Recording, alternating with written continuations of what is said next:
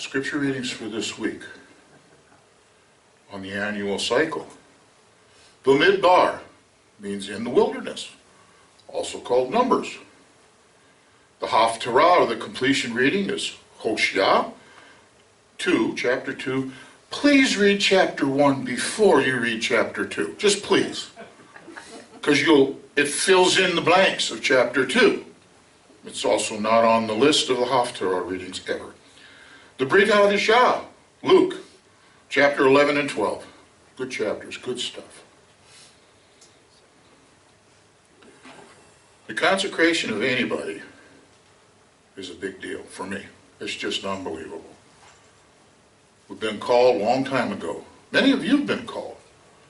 Some are called to be this or that with a name, title, or something like that. Others are just called. We covet your prayers. We need them. The works that everybody does for this congregation and for all. Okay, I have a message. Give me a minute. I forgot something again. I'm good at that.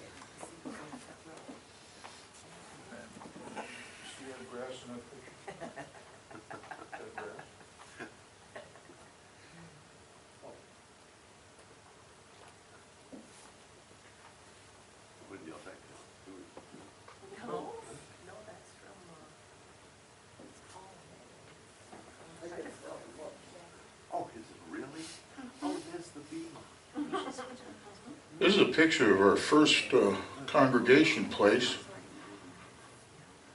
409 Main Street, Titusville, Florida.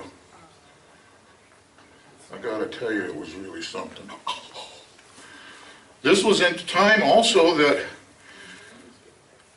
some pastor he closed his church. He gave me all this sound equipment. It was incredible because we'd been using this little boomboxy thing and its crummy little speakers, which we still have, by the way, and it still works fine, and metal folding chairs, which weren't very comfortable. This bema was provided by a friend of Ed Grass, given to us outright. He built it himself, did an excellent job. Anyway, that's Ed, and there's a bunch of other people in there. That's how we started, Servants of Messiah Ministries. That was what we were at that time. It was a good time. Main Street. It really isn't all that important. Anyway, this is a continuation of the restoration of all of Israel messages. Who is Israel? It consists of 12 actual blood type tribe people, you know, those are sons of Jacob, and all the sojourners and foreigners who joined them. And the video we're going to have is going to fill in way a lot of blanks. Who are you? This is your question. Who are you? Are you Israel? Yahweh, open our eyes that we might see wonders from your word. All right, continued from last week. This is, again, Upright Ostrich, part 16. Pick a side of the fence. I put on this, there is no more time. Several of the people in this congregation and several other people that I know and have been, dealing with for a long time are saying the time has run out. It's over. We're moving. I've been saying since 2000 about the fences. I was teaching on it. It was a vision I had, an actual movie of Yahweh shaking one of those Florida privacy fences. Let me tell you about those things. The posts always rot real early in their life, and they shake real big. And he was shaking the fences to get people off the fence. And I thought, time is short then. Not many years ago, time is extremely short. Now, there is no more time. We did a word study back a couple weeks ago. Talked about the word perfect. which is tamim, Yahweh expects his, get this, his people to be perfect. Tamim. Because he said so. Be perfect. What did he tell Abraham? Be perfect and walk before me. You know, he wasn't saying so, be so utterly, absolutely flawless. That's not what it was about. We talked about clean, tahor. That's the Hebrew word, tahor. Yahweh expects his people to be clean and to keep their camps, i.e. homes, and this place clean. Because he said so. He told us about clean beasts, unclean beasts. He says elsewhere, keep your camp clean because I walk in the midst of your camp. We talked about another word, unclean, which is tameh. We're not to have anything to do with unclean things before him. We're not to bring any unclean things before him. And it says so. We don't eat unclean. Good reason. Because we become unclean. We are to be, the Levites and the shepherds. Debbie, Pastor Larry, me, the elders, and Ed, some of you all are required to teach the people of Israel the difference between clean and unclean, or set apart and profane. Profane just means common stuff. Okay, it doesn't mean, nasty words or something like that. Why? They are to teach my people, they, that be them, the difference between the set apart and the profane, and clean and unclean. Malachi is, the whole thing is written to the priesthood. Read it again with that eye. It's written to the Levites, it's written to us. We are to teach you all, clean and unclean. We're held to a different standard, a rather tough one. We are to be clean, our households are to be clean, we are to be set apart, our households are to be set apart. Yahweh commands us that we are to be set apart, and here's where he says this in chapter 11 of Vayikra. I am Yahweh. You are to be set apart. For I am set apart.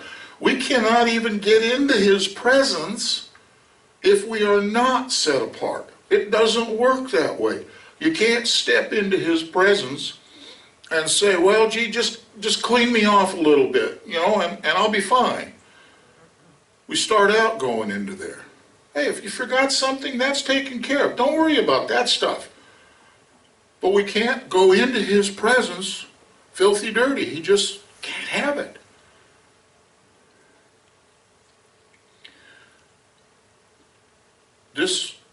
I'll tell you, this is, today I guess this is my hellfire brimstone, one of my hellfire brimstone messages.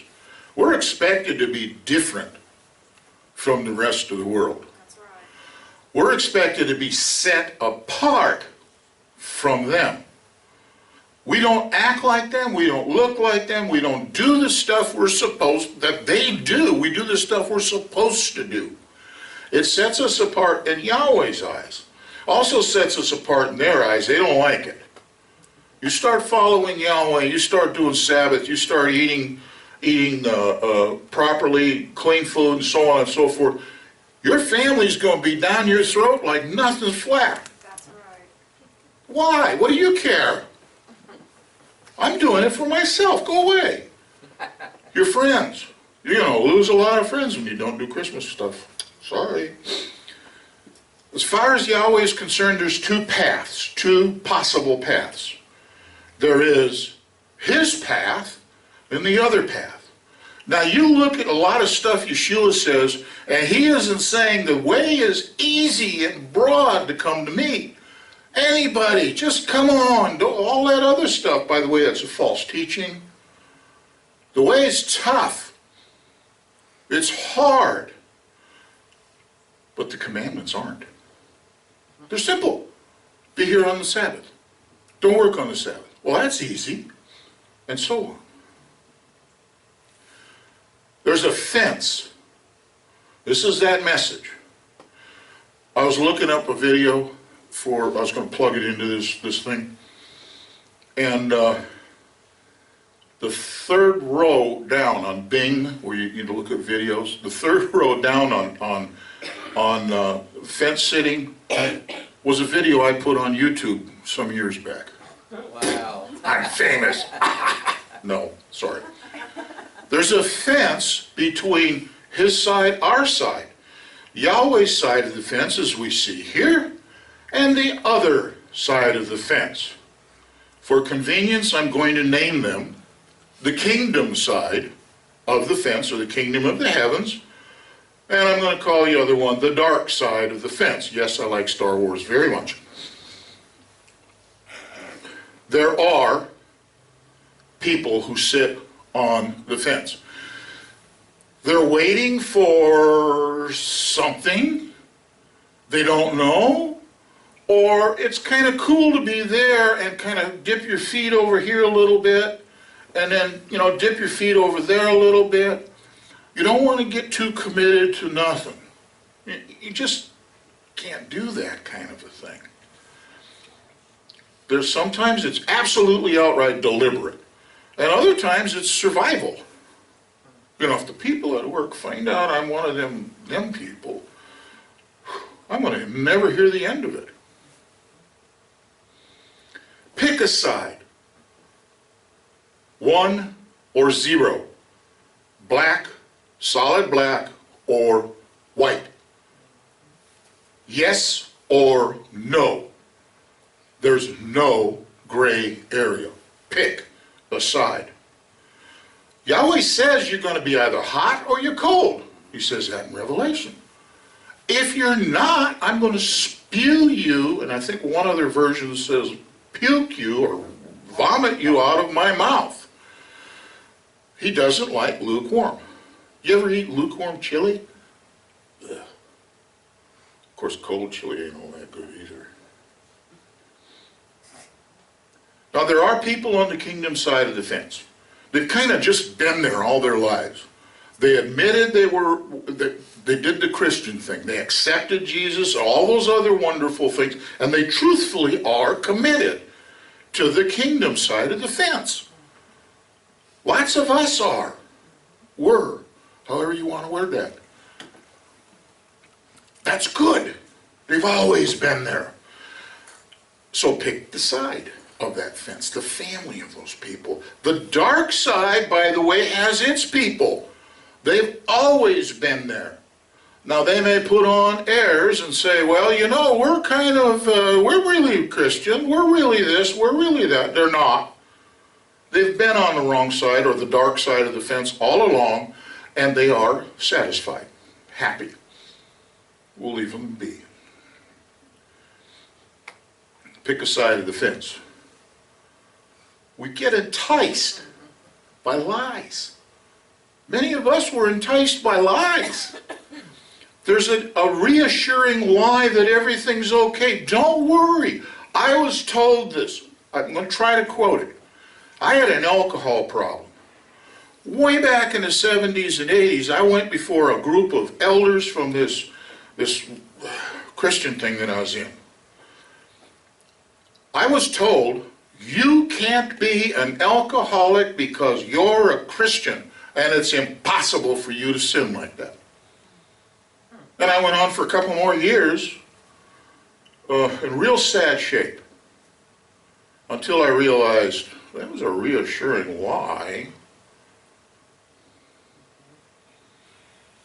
We also find this a lot, and I'm going to bring something up that came this morning. Ear tickling. Sounds good. Oh, gee, I like that message. Did you hear the pastor's message today? Oh, well, that's wonderful. And he could have been talking about flowers or read an article out of Reader's Digest.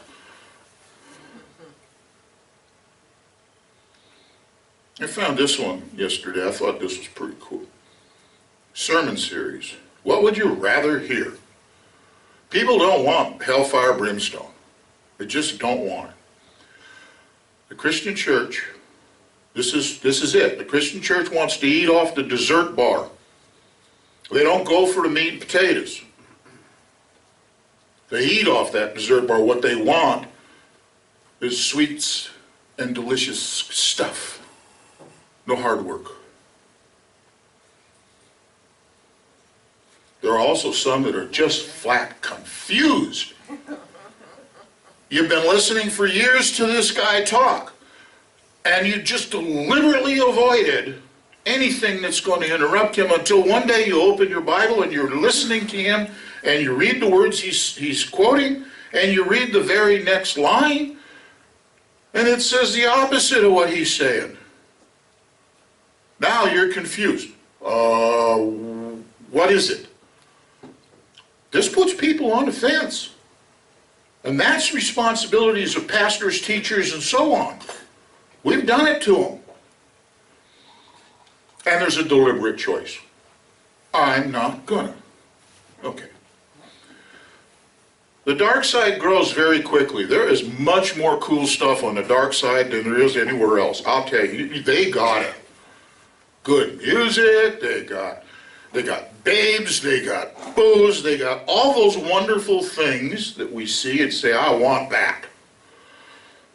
Kingdom of Heaven side, not so hot. And they cannot or they will not be convinced that they're on the wrong side of the fence. And for years they've been pushing that cart with the square wheels, full of the round wheels. I got this thing out of a book I was reading, late 60s, maybe early 70s. I've stuck with me all this time.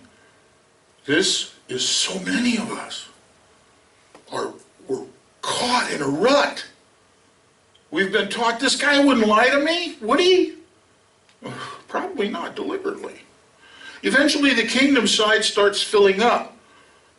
Some people jump off the fence and get in on the kingdom side, or they jump off and they go in on the dark side. It doesn't matter. Get off the fence. Pick a side. Some are waking up. That's why we're here. There is no more time. Some just flat refuse to conform. I'm a nonconformist. I kind of been that way all my life. Yeah, Tom.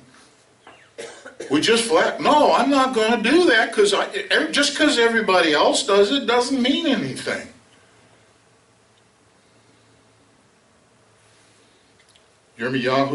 Jeremiah 16 says, O Yahweh, my strength and my stronghold and my refuge in the day of distress, the Goyim, the nations, the Gentiles, shall come to you from the ends of the earth and say, our fathers have inherited falsehood, futility, lies, idol worship, and there's no value in it.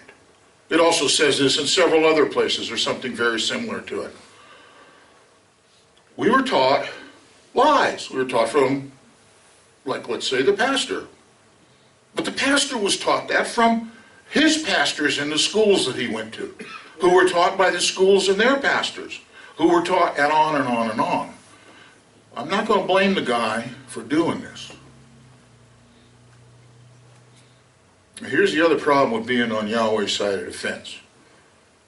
Our church, our friends, our family will just not allow the nonconformist person to follow the truth. They will hang us. And this picture shows it. The light bulb versus the candles. This is a problem we face when we want to go and accept Yeshua. When you find out that we're Israel, like this video coming up. When you find out these things and you say, this ain't the way to do it. Or you spend another year sitting under the teachings and you say, this is wrong. This is where I should have put that little videoette of the marmot screaming, ah! Eventually people start getting into the kingdom side. They come from all over. They come out of the church, they come out of the streets, They crawl out of the bars. Some of them have been so beat up and so hurt, they're looking for relief. They're looking for something, and they come. Who do you bring your trouble to? Nobody cares like Jesus, they say. But yet we don't have to do all that stuff. This man came and told us we don't have to do all that stuff that my Father gave you to do, but it isn't consistent with his teachings. Yeshua's teaching says, I only tell you what my Father told me to tell you. That's it. I'm not making anything up. Yahweh's side will fill. People are compelled to come over. This is a word we had a couple Wednesdays back. Compel them to come to the wedding. Yeah, maybe we're at a day where we're going to have to go drag them in. I don't know. I know that doesn't work for some cases, and it may not work here. Pick a side. What's your temperature? Hot, cold, lukewarm? And Yeshua says, I know the works of your hands. You're not hot, you're not cold. Really wish you'd be hot or cold. You ever had mayonnaise or potato salad that's been sitting out in the sun on the picnic table for 4 hours while everybody's playing around with stuff? Sun-ripened mayonnaise? That don't belong. He will vomit us out of his mouth if we're in the lukewarm stage. Also, that was Revelation, where is it? 3. Revelation 22. Now, we're at the end of the book, okay? It says, let him who does wrong do more wrong. Who is filthy, let him be more filthy.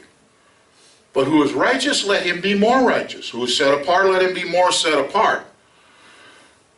There is no more time.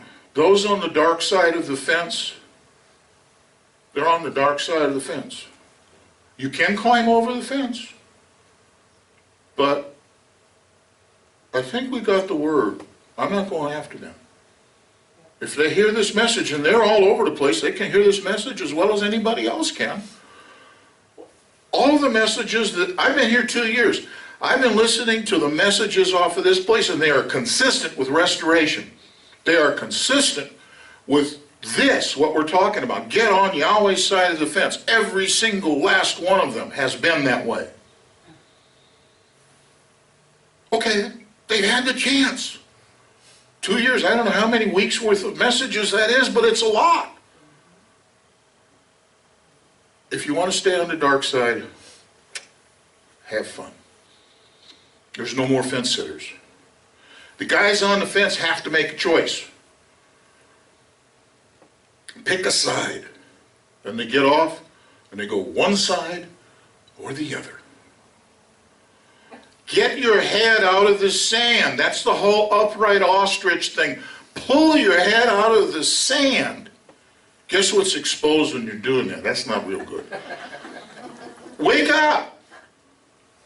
This stuff is for you. Yeshua came for you. You can reject him if you want to. I got a few minutes for closing comments. Okay.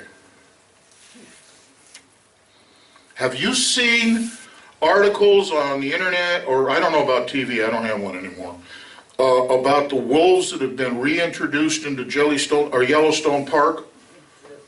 The wolves are actually changing the environment of the park back to what it's naturally supposed to be. You watch the articles or watch the videos. It explains it. The wolves are necessary, even though there are wolves in the church, in the body. We were warned. Rav Shul warns us way back in Romans chapter 16, talks about the wolves. You know, they're going to be wolves, watch out for what they say. Good, true.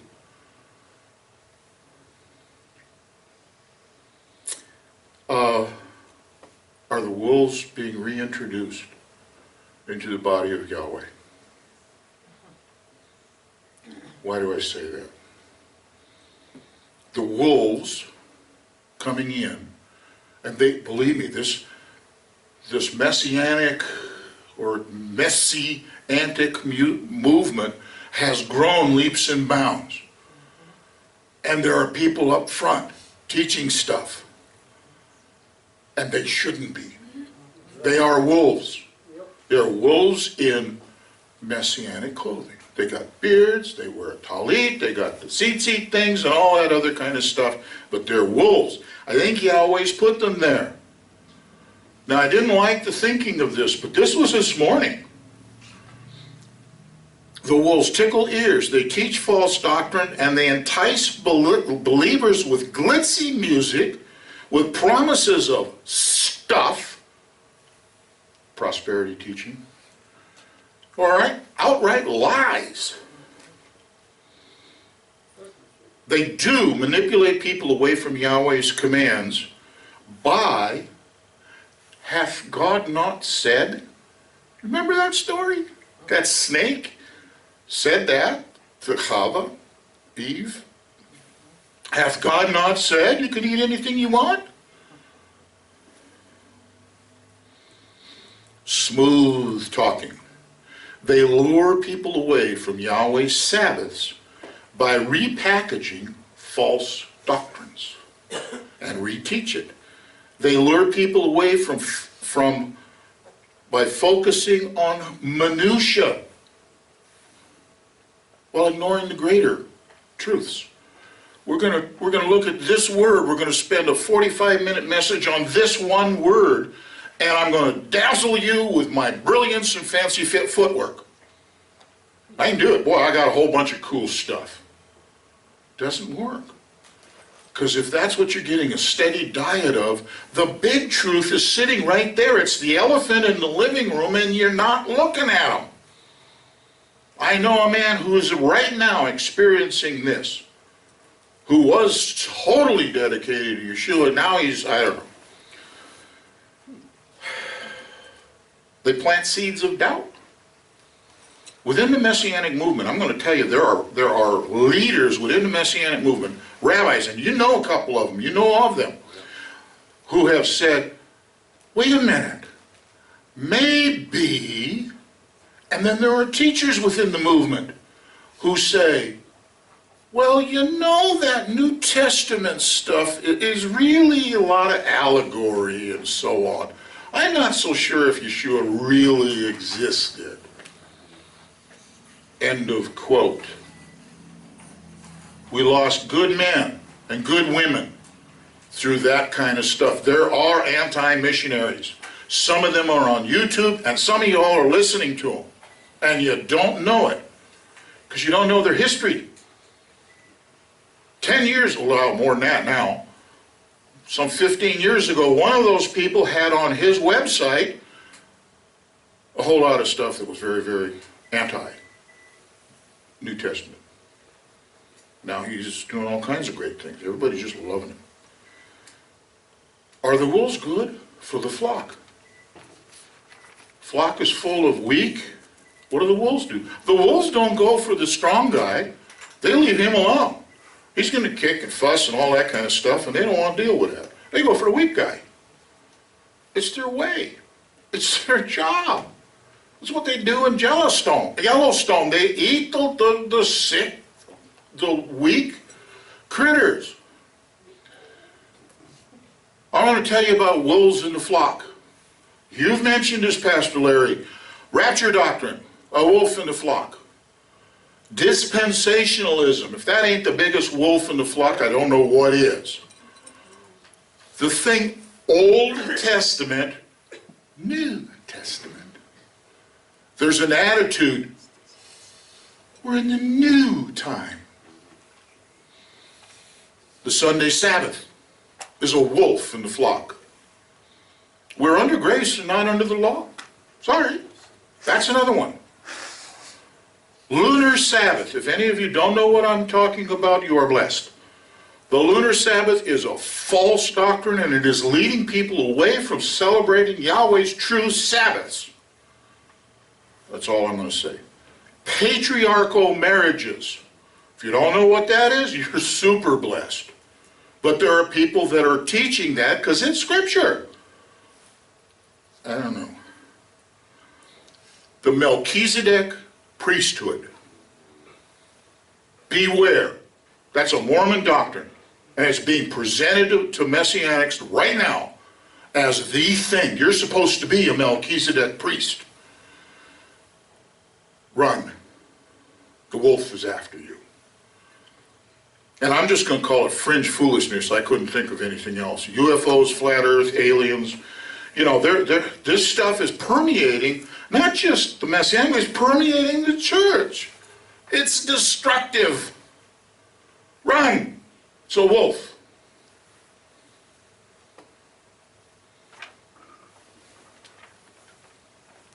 Pastor Larry.